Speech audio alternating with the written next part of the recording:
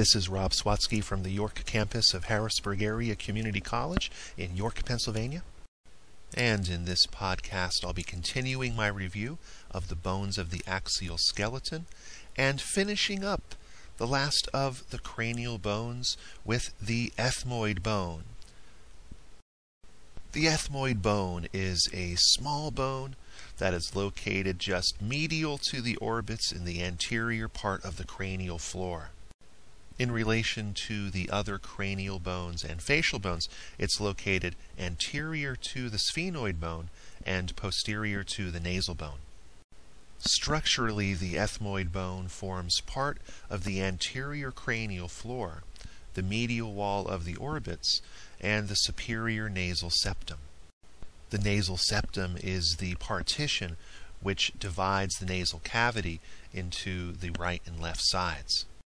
The ethmoid bone plays major structural and functional roles within the nasal cavity. Its interior structure is spongy and porous, which creates a tremendous amount of membrane surface area. Now let's take a look at the unique bony landmarks of the ethmoid bone. On the superior surface of the ethmoid bone is the cribriform plate. This porous, sieve-like, flat bone forms the roof of the nasal cavity, and its location is on the anterior floor of the cranium. The many perforations throughout the cribriform plate are the olfactory foramina, and these allow passage of the olfactory nerves, which contain receptors that are sensitive to chemical odor molecules. Projecting up from the cribriform plate is a superior triangular-shaped process called the crista galli. This serves as the major attachment point for the falx cerebri, which is the membrane that separates the right and left hemispheres of the brain.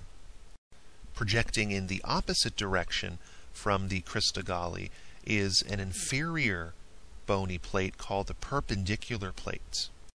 This is a thin, flat bone that forms the superior nasal septum. The main body of the ethmoid bone consists of two lateral masses, which form most of the wall between the nasal cavity and the orbits. The lateral masses have a porous structure filled with air spaces called the ethmoidal cells, and combined together form the ethmoidal sinuses. Located on both right and left lateral masses are the nasal conchae. There are two pairs of these thin, curved, bony projections located on either side of the nasal septum.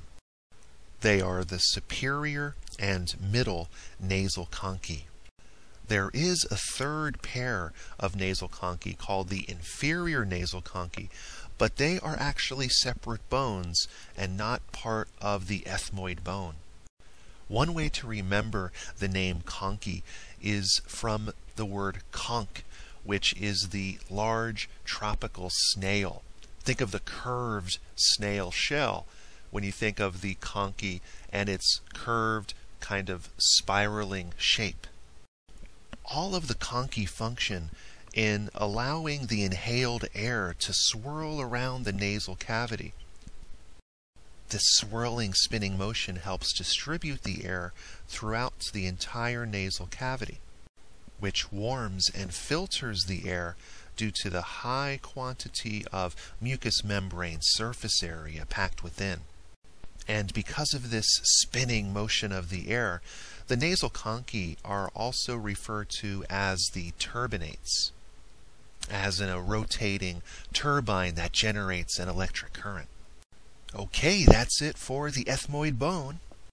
I hope this has helped in your understanding of the bones of the axial skeleton, and stay tuned for my next podcast on the facial bones.